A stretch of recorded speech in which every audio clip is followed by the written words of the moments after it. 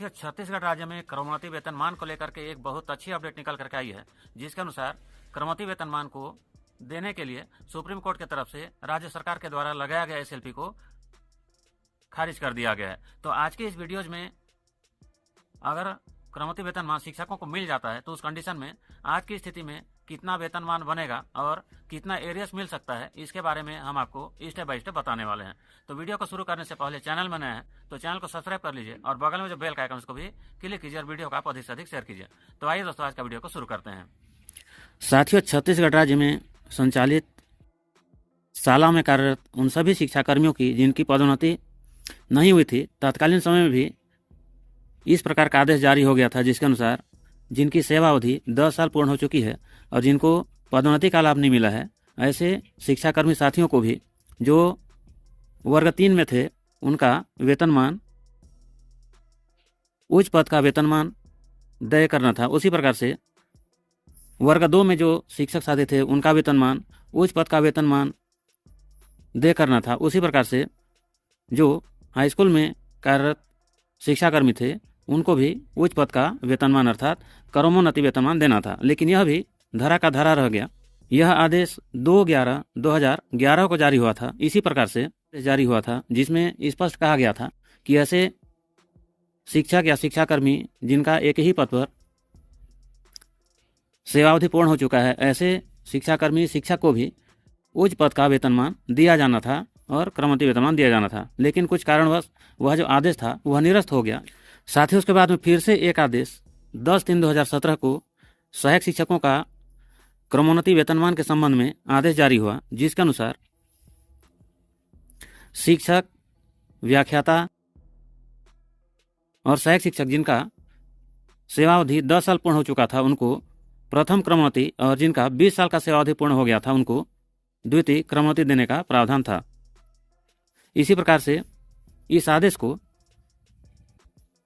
सामान्य प्रशासन विभाग के द्वारा 10/3/2017 को जारी किया गया था, लेकिन इस आदेश का भी किसी प्रकार से प्रभाव नहीं हुआ, कोई लाभ नहीं मिला। 2013 को जो आदेश आया था उसके अगेंस्ट में हाई कोर्ट में याचिका दायर किया गया था और हाई कोर्ट का आदेश को आगे बढ़ाते हुए फिर से सुप्रीम कोर्ट में पिटीशन दायर किया गया, जिसके बाद में राज्य शासन की तरफ से एसएलपी लगाया गया था, जिसको सुप्रीम कोर्ट के द्वारा कुछ दिन पहले निरस्त कर दिया गया। साथ ही क्रमोन्नति वेतनमान पर सुप्रीम कोर्ट का जब से सुनवाई आया है तब से शिक्षा विभाग में शिक्षकों के बीच में खुशियों का लहर है। और यहाँ पर आज के इस वीडियोज में शिक्षक को क्रमोन्नति वेतनमान मिलने के बाद में कितना का फायदा होगा, कितना एरियस राशि मिलेगा और आज के डेट में कितना वेतन में वृद्धि होगा, इसके बारे में आज के इस वीडियोज में आपको जानने को मिलने वाला है। साथियों, सहायक शिक्षकों का अगर क्रमोन्नति वेतन का गणना करें तो मान के चलते हैं 2013 में कोई शिक्षक साथी हैं जिनका वेतनमान 26,900 रुपया था। तो अगर 2013 में इन शिक्षक का क्रमोन्नति वेतनमान लगा दिया जाता है तो उस स्थिति में 2013 से ही इनका जो अगला वेतनमान होगा वो 37,600 रुपया हो जाएगा। उसके बाद में इसी के अकॉर्डिंग इनका तत्कालीन समय जितना महंगाई भत्ता था उसके हिसाब से गणना होगा। उसी प्रकार से 2014 में इनका जो वेतनमान है, मूल वेतन है, ये 38,700 रुपये हो जाएगा। इसी प्रकार से ये वर्ष अनुसार ये बढ़ते जाएगा। तो यहाँ पर गणना करें तो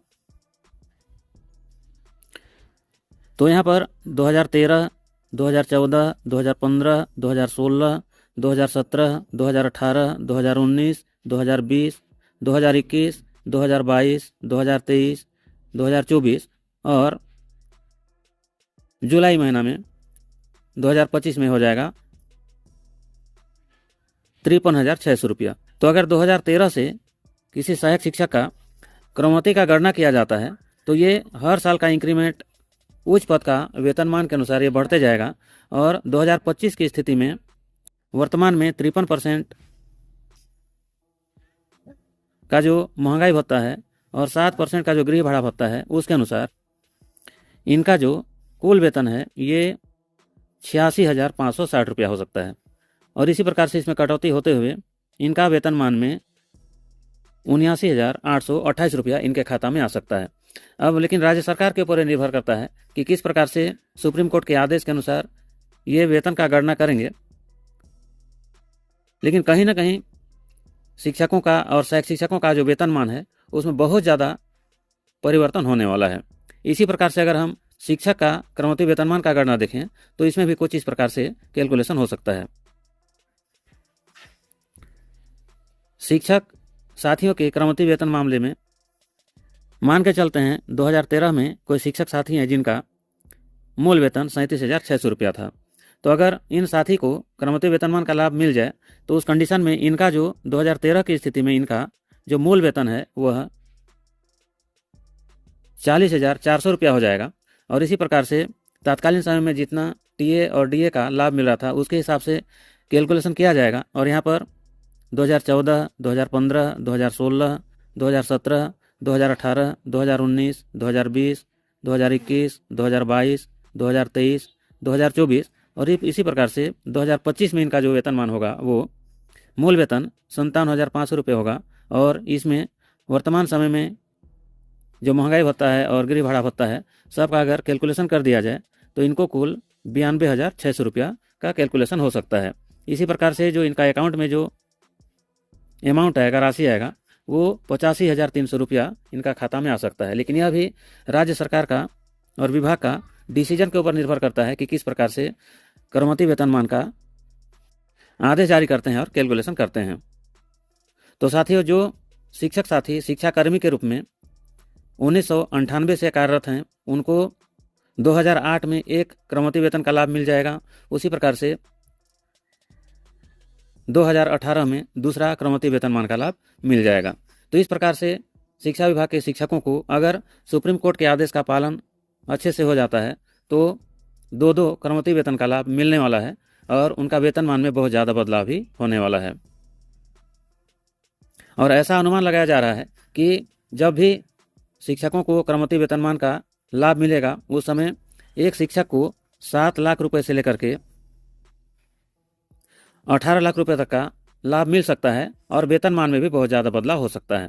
तो साथियों, इस प्रकार से शिक्षकों को अगर क्रमोत्तरी वेतनमान का लाभ मिल जाता है तो जो 1998 से कार्यरत हैं ऐसे शिक्षक साथियों को दो क्रमोत्तरी वेतनमान का लाभ मिल सकता है। और उसी प्रकार से जो 2014 से या उससे पहले से कार्यरत हैं ऐसे शिक्षक साथियों को भी कम से कम एक क्रमोत्तरी वेतनमान का लाभ मिल सकता है।